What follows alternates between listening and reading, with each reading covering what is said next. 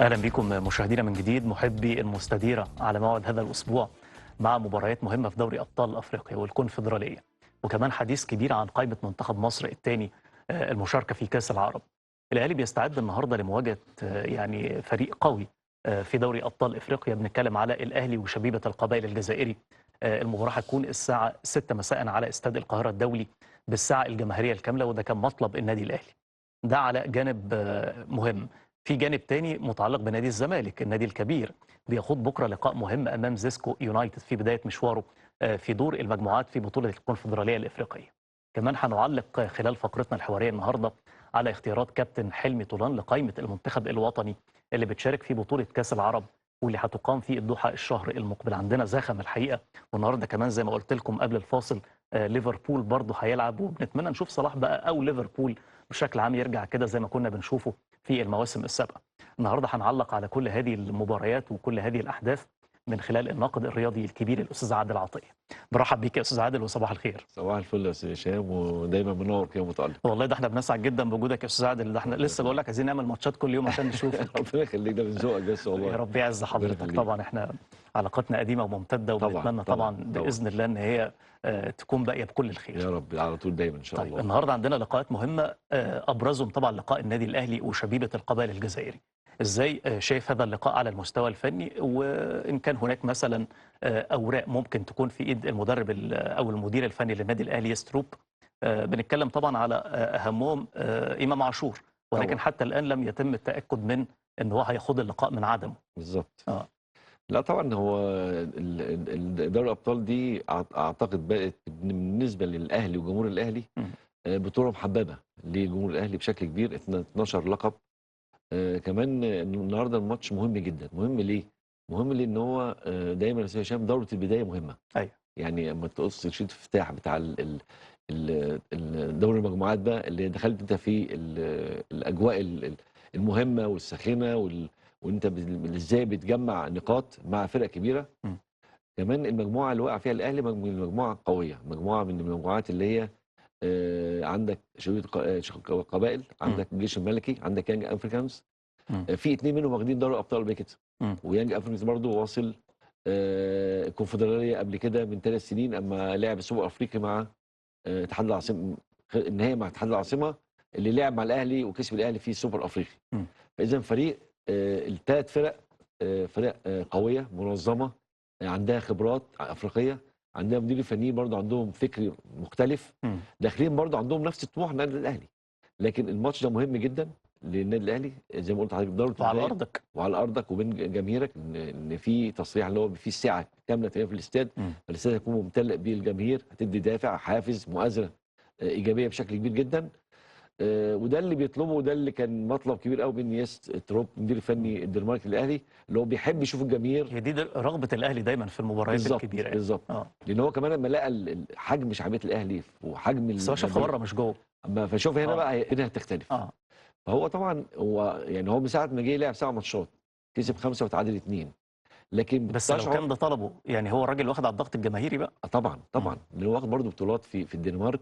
آه. وتشعر المدير الفني عنده شخصيه، عنده رؤيه، عنده هدوء في تصرفاته، في استراتيجيته الفنيه. كمان تغييراته مقنعه. انا عجبني جدا من ساعه ما مسك واحد زي اليو نيانج اللي كان كولر مستبعده خالص وماشي من الاهلي. لا ده بعتقد من الركائز الاساسيه لخط وسط الاهلي. مم. اذا الراجل ده عارف مين من الموجودين وحجم اللعيبه وقدراته الفنيه والذهنيه والبدنيه، بيقدر يدي كل واحد على قدر اللي هو امكانياته الفنيه يعني فيه. معنى كده ان ديانج مكمل مع النادي الاهلي. احنا بالظبط. سمعنا ان جاله عروض بارقام كويسه قوي. كبيره. اه. لكن ده مطلب رئيسي من مستر ياستروب اللي هو مدير فني الدنمارك، اللي هو عاوز يعني يوصل لاتفاق مع اليو ان هو يبقى كامل مع الاهلي، انه مم. فعلا عنصر مهم جدا. يعني دبابه بشريه ولعيب قوي خبير. بدنيا اه. وذهنيا، وبيعمل كل حاجه في الملعب ما تشعرش بيه. لكن هو اداؤه عالي جدا وبيفيد وقائد الفريق. كابتن منتخب بلاده كمان يعني. بالظبط. اه. فاذا اعتقد هو النهارده عنده اوراق كتير قوي، عنده بن شرقي، عنده امام عاشور على دكه البدلاء. انا عارف لو هيبقى موجود في دكه البدلاء، عنده قفشه بره، عنده اكتر من عنصر، عنده تريزيجيه هيكون موجود. زيزو. زيزو موجود، مم. في اوراق كتيره جدا موجوده في طاهر محمد طاهر. لا فعلا الاهلي عنده زخم من اللعيبه، وبدا الفريق يعني يستفاد من النجوم الموجوده. مم. كان في دي الاول كانت في وقت من الاوقات يا استاذ عادل كانت مشكله، مشكله كبيره. زحمه النجوم، بالظبط. وما شفتش الاداء. حتى الناس بدات تتهكم تقول لك فريق المليار وما فيش الاداء. هل بالظبط. الراجل ده قدر يظبط المنطقه دي؟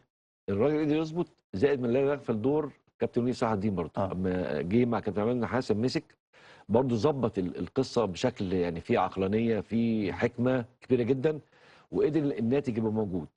اما جه كمان كابتن سيد عبد الحفيظ. بالظبط. اه فاذا الدنيا بدات ده هو تظبط. ملك السيطره. ما انا بالظبط بالظبط. اه فاذا الدنيا كلها ماشيه في الاتجاه الصحيح، وماشيه في بشكل ايجابي بشكل كبير جدا. مم. اعتقد البدايه النهارده مع شويه القبائل، فريق جزائري يعني واخد دوري ابطال مرتين، ودوري ما اعرفش 13 14 مره في الجزائر، برضه ليه باع طويل جدا. المدير الفني الالماني جوزيف برضه عنده فكر، وعنده نجوم في الفريق، وعنده مهاجمين، وعنده اوراق رابحه.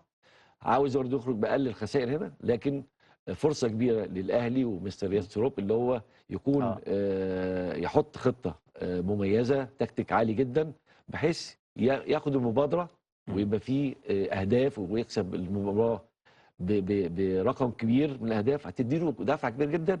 زائد هتدي جرس انذار بقى للفرق الثانيه. انت هتطلع الاسبوع الجاي مع الجيش الملكي المغربي، وما ادراك بالظبط. وما ادراك الجيش الملكي المغربي بالجمهور وبادائه بنجومه. كمان المغرب عموما على مستوى الكوره عندها استفاقه كبيره بالظبط. جدا جدا. فانت عندك معترك برضو صعب. فلازم تبدا البدايه قويه، تديك دافع معنوي كبير جدا، دافع نفسي كبير جدا، عشان اما تروح هناك وانت معاك 3 نقاط باداء عالي بسكور كويس. لا هتبقى هناك الدنيا مختلفه، يعمل لك حساب مختلف اللي انت جاي من ضمن الفرق اللي هي اعتقد ليها باع كتير في افريقيا، يعني 12 بطوله. هو ليه مثلا فرق شمال افريقيا على مستوى المنتخبات طريقه لعبها او الكره بتاعتها مختلفه عن الانديه؟ لان هم مش شبه بعض. بالظبط. لان هم كمنتخبات حطوا استراتيجي كبيره جدا من 10 12 سنه. تشعر انهم بيلعبوا بتوحيد الفكر بالنسبه للمنتخبات. تلاقي كل منتخبات الاعمار السنيه كلهم مديرين فنيين وطنيين، سواء 17 سنه سواء 20 سنه اللي واخدين كاس عالم. كان ركراكي كمان ركراكي رابع عالم. ففيزا وتلاقي الشكل والتكتيك والاسلوب اللعب واحد. عندهم طموح عالي جدا، بيكسبوا يعني هم عاملين يعني فعلا حاله كبيره جدا، مش في افريقيا، في العالم كله. يعني لما فريق 20 سنه يكسب ارجنتين واسبانيا والبرازيل ويوصل يكسب كاس عالم لل 20 سنه، اذا يبقى المستقبل عندهم ايه؟ مشرق مستقبل. احنا في نفس الوقت كان منتخبنا زعلنا جدا في البطوله. احنا خارج الخدمه. احنا ما عندناش قاعده، القاعده مضروبه يا سيد هشام. احنا ما عندناش قاعده.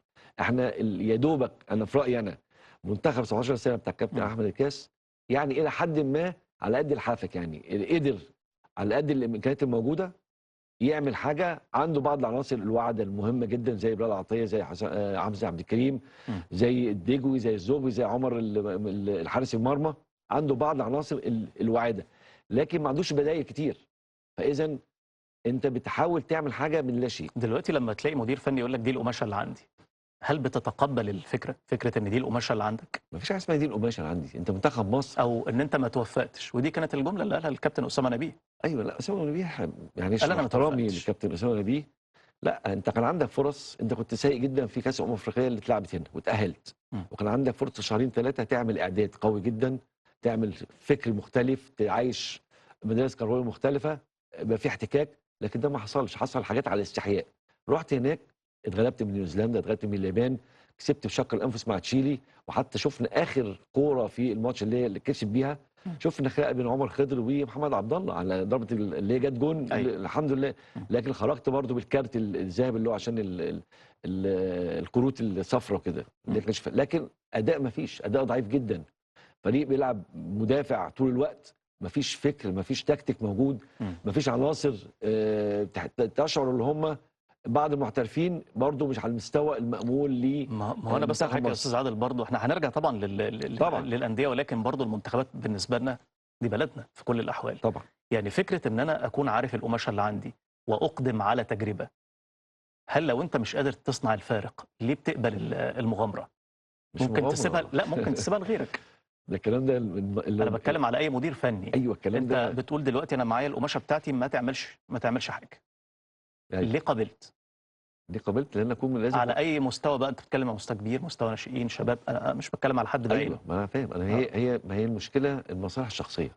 المشكله ان انا باخد مرتب باخد مرتب عالي. مم. انا مدير منتخب مصر سواء للشباب سواء الناشئين ايا كان في السي في بتاعك في ان انت الCV مدرب منتخب وطني. بالظبط. لكن مم. انا امكانياتي وقدراتي وانا شايف القماشه عندي مش مفيش حاجه اسمها قماشه. ده انت منتخب مصر، انت منتقي كل العناصر. يعني انت دي المشكله دي حق في عيبك انت، دي مم. حاجه في يعني مشكله ان عندك انت ما انت. اضفتش. اللي انت ما اضفتش، ما لفتش كل المحافظات، ما انتقتش العناصر. مم. عندك برضو القاعده، الدوري ضعيف جدا، مسابقات ضعيفه جدا. انت عندك المفروض يكون عندك عين خبيره في بره. ما في ناس معايشه كتير قوي بره، لعيبه مصريين مجنسين بره، يعني اهلهم بيشتغلوا بره في اوروبا وبيلعبوا في انديه سواء في الناشئين في اعمار سنيه صغيره وعندهم موهبه. انت ليه ما عندكش عين بتلف؟ ليه ما عملتش مجهود مم. مضاعف؟ انت ومحلل الاداء اللي عندك يشوف الناس دي كلها وينتقي ويضم للمنتخب. مم. لكن دي مشكله كبيره جدا. توزيع الحقائب الفنيه ليها قاعده في مصر. ما فيش حقائب. هو انت ما عندكش لجان في الاتحاد يقول لك في مدير فني للاتحاد. طب مدير فني مم. للاتحاد كابتن علاء نبيل مع احترامي ليه اه. ماليش دعوه بشخصيته، لكن انا بتكلم على ادائه. مم. اداؤه مات دلوقتي تقريبا سنتين او 3 او 4، ده كان 3 سنين تقريبا من قبل كابتن هاني وليد ما كان يجي. طب عمل ايه؟ الاختيارات عامله ازاي؟ الاختيارات كلها عشوائيه، مجاملات. لكن ما فيش حد بيكون موجود. مدرب الشباب او الناشئين مم. لازم يكون يا استاذ هشام لازم يكون عنده فكر ودرايه ويعرف يتعامل مع المراحل السنيه دي. ازاي يخلق لهم دوافع، ازاي يخليهم تحت ضغط، ازاي يبقى يتعامل معاهم، ازاي ينمي القدرات الفنيه بتاعتهم والبدنيه والذهنيه بتاعتهم. دي عاوز واحد متخصص سواء في المنتخبات وبرضه مشكله في الانديه. خلي بالك يا استاذ عادل، برضه انت لما بيحصل عندك اخفاق اسم بلدك بيتهز، طبعا تصنيفك بيختلف. هقول لك ايه، انت بتصرف طبعا. فلوس مش قليله. فده يعتبر اهدار. اكبر قطاع في الاتحاد، اعتقد في الاتحادات اكبر بعثه اولمبيه ماشي. انت في كره على القدم برضه. ما فيش. انت اكتر احنا اكتر. بنضرب نماذج مختلفه. ايوه ما انت اكبر قطاع او اتحاد في مصر بيصرف عليه وعنده ميزانيه كبيره جدا كره القدم. مم. لكن المردود ايه؟ يعني حضرتك على مستوى الانجازات انجازات لا مفيش. ما فيش. اتحاد كره اليد عامل ازاي؟ لا ده على جنب. ما هو ده اتحاد. دي منظومه. ايوه منظومه. منظومه. انت فين المنظومه؟ مش عاوز اقول بقى المغرب عشان كل مره نحط المغرب في كل جمله مفيده. المغرب لا، في حته تانية خالص. المغرب كل الاعمار السنيه عندها تفوق كبير جدا احنا عاملين دي في اليد. في اليد. اه. فاحنا ليه ما صراحه. ناخدش؟ ليه ايه المشكله ما اتعلم من غيري سواء من المغرب سواء من اتحاد كره اليد؟ ليه ايه اللي هيقدرني؟ لان انا ببص لمصلحه بلدي. انا عاوز منتخب بلدي يبقى في اعلى المكانه، عاوز علم بلدي يبقى دايما مرفوع، طبعا. عاوز يبقى فيه انجازات وفي اداء عالي جدا، عاوز يبقى فيه الناس كلها مبسوطه، وخاصه ان كره القدم هي مزاج الشعب المصري. فاذا الناس كلها تبقى مبسوطه فرحانه منتخب مصري باي اداء ويكسب، سواء ناشئين سواء شباب سواء منتخب اول سواء منتخب كاس العرب منتخب تاني. يعني دي كلها مم. امال وطموحات كبيره جدا بتفرح الشارع المصري. الشارع بس المصري عايزين اصلا نبعد عاوز بس يفرح. عايزين نبعد عن فكره بقى المكايدات اللي ما بين الناس والاهلي والزمالك. احنا نسينا بلدنا بالظبط في ظل الصراعات الوهميه ما بين بالظبط الانديه. بالظبط وطبعا في النهايه الباقي هي الروح الرياضيه. بالظبط. هو ده ولكن المفروض. دلوقتي الدنيا تحولت ليمين وشمال، والمنتخب مش موجود على الخريطه. بالظبط فدي مشكله كبيره لازم كلنا ننتبه ليها. والله يا جماعه بنقول لنفسنا وبنقول لحضراتكم عندنا حاجه اكبر. يعني انت بتشتغل على الانديه عشان تخدم على المنتخبات. دلوقتي الكونسبت ده اختلف خالص. دلوقتي هنطلع بس الفاصل، بعد الفاصل بقى نرجع نشوف الزمالك وزيسكو يونايتد ازاي ممكن تكون المباراه شكلها في الكونفدراليه الافريقيه، اللي طبعا الزمالك بقاله كذا سنه بيشارك في الكونفدراليه. نحب نشوفه كمان في دوري الابطال، البطوله اللي كانت مفضله جدا بالنسبه لنادي الزمالك.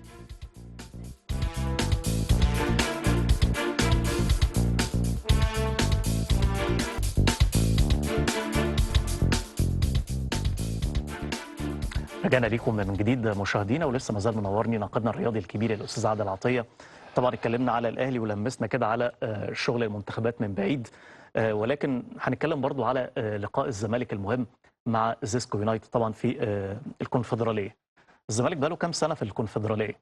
مرتين وحققها طبعا. مرتين جميل، بس بس بعيد عن دوري نحب نشوف الابطال دوري الابطال بقى. بقاله يعني من 20 سنه او 22 سنه، من 2002 بالظبط. انت آه، من 2002 خد البطوله. بعد كده ما خدهاش 23 سنه، برضه رقم مم. كبير جدا حتى باسم. المشاركات يا استاذ عادل في دوري الابطال كانت مش افضل حاجه بالنسبه بالظبط، للفريق. وصل 2016 مع سان داونز وخسر تقريبا، ومع الاهلي كان 2021 اللي هو ده بتاعت القضيه دي. نهائي القرن. نهائي القرن. اه كان آه، كان حاجه حلوه قوي بالنسبه لنا طبعا والله، طبعا قوي. طبعا، ما يكون فريق زي حجم الزمالك بشعبيه الزمالك، مم. براند كبير جدا، يوصل الفاينل مع الاهلي، الدنيا خلي بتختلف بالك الزمالك في الماتش ده كان عالي برضه. جدا اه جدا. انت سبحان الله. انت الاهلي خطف المباراه في اخر 10 دقائق، مم. لكن اداء الزمالك كان قبلها مضيع هدف. وكان في الكره بتاعت زيزو اللي كانت زيزو في العرض. بالظبط. اه فاذا الماتش كان سجال من الاثنين، مم. فدي كلها المتعه لما يكون انت اداء فني عالي جدا، والماتش فيه تنافس كبير جدا، وفيه اثاره كبيره جدا وسخونه في الماتش. بيدي متعه، مم. بيدي اثاره، بيدي الناس تبقى مبسوطه، الناس تبقى، والجمهور كان في الملعب عامل ازاي، وفي النهايه اللي كسبان فريق مصري، ودي بالنسبه لنا ايا كانت كان. حاجه عظيمه بالظبط يعني. بالظبط. فنفسي الزمالك يخش تاني في الاجواء دوري الابطال. دوري الابطال مع احترام الكونفدراليه طبعا، مم. حتى السنه دي في فرق اتحاد العاصمه، في الوداد داخل في الكونفدراليه، فرق كبيره. لكن دوري الابطال ليه طعم ومذاق مم. مختلف، القوه والشراسه والحاجه الاعلاميه الكبيره، والسبوت كله على دوري دوري الابطال، الابطال. اللي هو بيكأهل لكاس عالم آه. للانديه، اللي هو دلوقتي في شكله المختلف. فاذا دي كلها طموح المفروض بالمناسبه برضه بنبارك الزمالك يرسى عليها. لبيراميدز افضل فريق داخل القاره الافريقيه. طبعا، وعشان خد دوري ويستحق. طبعا يستحق بشكل كبير اه جدا. ومن الفرق اللي هو يعني فعلا ده فريق حفر الصخر مم. بالصخر، واثبت نفسه بنفسه، بمجهوده، بذاته، بنجومه، مم. بفكر ادارته العاليه جدا، والواعيه، اللي هم قدروا يوصلوا ياخدوا لغايه دوري الابطال الافريقي، ياخدوا السوبر السوبر الافريقي، وصلوا الانتركونتيننتال وبطل 3 قارات. 3 قارات. اه فاذا دي كلها لا يعني شوف حتى الاهلي لما اخد اللي هي بتاعت ال3 قارات دي. الدنيا بس هو للاسف بيراميدز برضه هو ملوش عشان ما ظهير. عندوش ظهير جماهيري. يعني النهارده بس ده لو عنده جماهير طبعا، كان زمان الدنيا قامت ما يعني عادتش. النهارده الاهلي بيلعب مع شريط القبائل الساعه اه 6، الساعه 9 بيراميدز هيلعب مع مم. ريفر يونايتد. مفيش حس عليه، هي مفيش خبر الجماهير عليه. الجماهير بتفرق. بالظبط اه بالظبط. لكن بيحسب ليه اللي هو قدر يفوز دوري ابطال. زي ما قلنا السوبر الانتركونتيننتال، فريق واخد افضل نادي في افريقيا كلها السنه دي. المنظر كان مشرف جدا، واعتقد ده هيديهم دفعه كبيره جدا ان هم يواصلوا التقدم والتالق في البطوله دي، يبقوا منافسين بشكل قوي جدا على انهم يحافظوا على اللقب. يا رب باذن الله. طيب الزمالك بقى وزيسكو. الزمالك وزيزو عندنا طبعا. طبعا اداره فنيه للكابتن احمد عبد الرؤوف. هل هناك قناعات بامكانيات كابتن احمد عبد الرؤوف، ولا انت ما عندكش امكانيات ماديه انك تستقدم مدير فني اخر؟ لان الكلام ده كان مثار جدا خلال الفتره ولغايه اللي فاتت دلوقتي على السوشيال ميديا. بالظبط، مم. ولغايه دلوقتي حتى عاوزين في مدير فني اجنبي هيجي، الناس تقول ده مش هيقدر يكمل. فاعتقد كابتن احمد معروف جه في وقت صعب جدا، واتظلم في الوقت ده. مم. خسر حتى اول ماتش مع قدام الاهلي. ثم الدنيا عنده مش مرتبه، مش منظمه. المجلس مش مسانده، مش هي مساعده. المشكله مش مشكلته هو شخصيا بس. لا، عنده مشكلة مشاكل كبيره كبيره. عندك حتى محاوطات. السكواد بتاع الزمالك، الصفقات اللي هو اكبر الصفقات في مصر السنه دي اتعملت. مم. الزمالك جايب 7 مليون دولار او يورو. الصفقات اعلى انفاق. اعلى انفاق، لكن المردود ضعيف جدا. مم. مش لعيبه كواليتي عالي امبارح جدا. كمان شفنا على السوشيال ميديا الفيديو المتداول لتشيكو بانزا. بالظبط.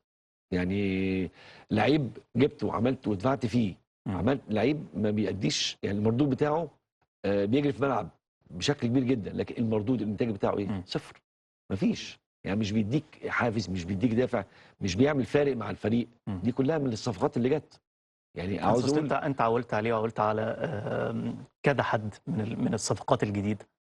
بيزيرا مثلا، كذا حد. بالظبط. ولكن في النهايه برضو انت عندك مش مشكله. دي لعيبه الزمالك. على فكره مش مشكله ماديه بس، المشكله في الاداره، في الفكر. يعني التجربه زي ما قلت، تجربه جون ادوارد لغايه دلوقتي انا شايفها شخصيا لم تنجح. مع ان في فين البدايه كان في امال كبيره امال؟ جدا. بس انت سبته يشتغل. بس هو برضه امكانياته الفنيه والفكريه والتعاقديه ايوه ما جابش لعيبه على نفس المستوى المأمول، وحجم واسم وجماهير شعبيه نادي الزمالك. انت كنت ماشي في الاول متصدر، تراجعت الرابع ثالث. الاداء ضعيف جدا، الاداء مش مطمن جمهور الزمالك. مم. فاعتقد النهارده قدام زيسكو الزامبي. زيسكو الزامبي برضه فريق برضه مش عاوز اقول كبير، مش عاوز اقول، بس معروف. لكن معروف. واقصى برضه الاهلي من دوري الابطال في 2016 في دوري المجموعات، وصل دور الثمانيه في الكونفدراليه، دي اقصى حاجه لا، عملها. هو مش فريق 2017 مجهول ابدا، لا مش معروف. مجهول، عنده هويه، عنده فريق، عنده جمهور، عنده ظهير قوي جدا من الجماهير في زامبيا. برضه ليه باع كتير، يعني شارك بتاع 9 مرات في دوري الابطال. فاذا الفريق مش لا يسهم بيه، فلازم يبقى ضرب بدايه زي ما قلت الاهلي مهم قدام الزمالك، يبقى ضرب بدايه مهمه وقويه.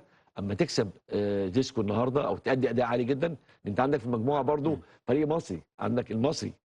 فاذا الفريق برضو المصري كمان ضيف دايم دلوقتي على الكونفدراليه، ودايما للسنه تقريبا الثانيه او الثالثه يقع مع الزمالك. فريق محترم جدا، وعنده مدير فني نبيل كوكي كويس جدا، وعنده بعض العناصر، عنده دغموم، عنده طمنين، عنده ميدو جابر، عنده صلاح محسن، عنده بعض العناصر حتى الجيدة. لما كان معاهم كابتن علي ماهر برضو كانوا كويسين قوي جدا. يعني هو كذا سنه ماشي بخطى ثابته، ماشي يعني. كويس، وكان برضو في وقت متصدر البطوله.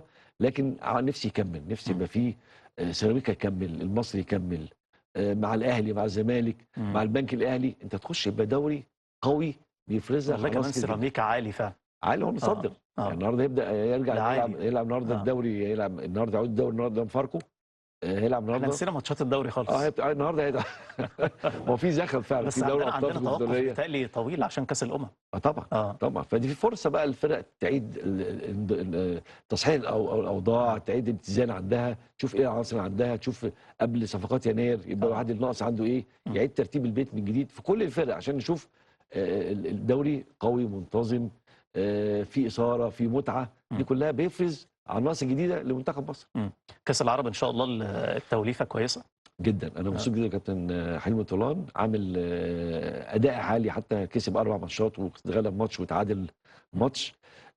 ضم عناصر كتير جدا، عناصر عندها طموح اللي تعمل حاجه، زي ما ضم عمرو السوليه، النني، السوليه، قفشه، مستواه عالي، ما اختلفش خالص حتى بعد ما اداء السهل الممتنع. مايسترو بيلعب بخبراته. مايسترو بالظبط، مايسترو بيلعب بخبراته. فدي كلها هتفيد كابتن حلمي في كاس العرب. انت عندك هتلعب مجموعه مع الامارات، مع الاردن، فريق قوي اللي يكسب من موريتانيا والكويت. فاذا انت معترك مهم جدا، ماديا هيبقى مفيد جدا. انا فاكر ماتش مصر والاردن في عهد كيروش، طبعا اما تلعب كان حته ماتش طبعا وعملوا اداء عالي جدا. وكان حظهم وحش في بعض الاوقات. هم كسبوا الماتش ده، بس كان الاداء كان خطير جدا جدا من الفرقتين بالظبط. فالبطوله هتبقى بطوله معترك عربي جميل. بس كان نفسي كابتن حلمي طولان بس اقصى عليه حاجه واحده، كان يضم بعض العناصر صغيره تخش مع الفريق. هي الهدف منها مادي اكتر، تخش مع الفريق زي ما شفنا بلال عطيه صغير، حمزه عبد الكريم صغير، بس ياخد السبقه الدوليه، الخبرات الدوليه مع الكبار الموجودين. محمد السيد، محمد عبد الله بتاع الاهلي اللي هو كان في الشباب، بعض العناصر. عبد الله الى حد ما بيلعب مع الفريق الاول دلوقتي. فاذا كان نفسي يخش، لكن بشكل او باخر الكابتن حلمي طولان قيمه كبيره، مدرب فاهم وعنده شخصيه، وعنده مخلي الفريق المنتخب الثاني زي ما بيقولوا المنتخب الثاني ليه شخصيه وليه هويه، والناس مبسوطه منه، من ادائه، من نتائجه، من الشكل بتاع الفريق نفسه. شكل مطمئن للجمهور المصري. اعتقد كل التوفيق طبعا كابتن حلمي طولان في البطوله الثالثه. خلاص يوم 1 لغايه 18 هنلعب يوم 2 قدام اللي يكسب من الامارات او الكويت. فانا اتمنى كل التوفيق ان شاء الله لكابتن حلمي طولان وكل الكره المصريه طبعا ان شاء الله. يا رب باذن الله. بنشكرك جدا يا استاذ عادل، شكرا جزيلا، نورتني وشرفتني. طبعا ناقدنا الرياضي الكبير الاستاذ عادل عطيه بنشكره الف شكر. وهنطلع لفاصل، بعد الفاصل بنستقبل فضيله الدكتور رمضان عبد الرازق من علماء الازهر الشريف.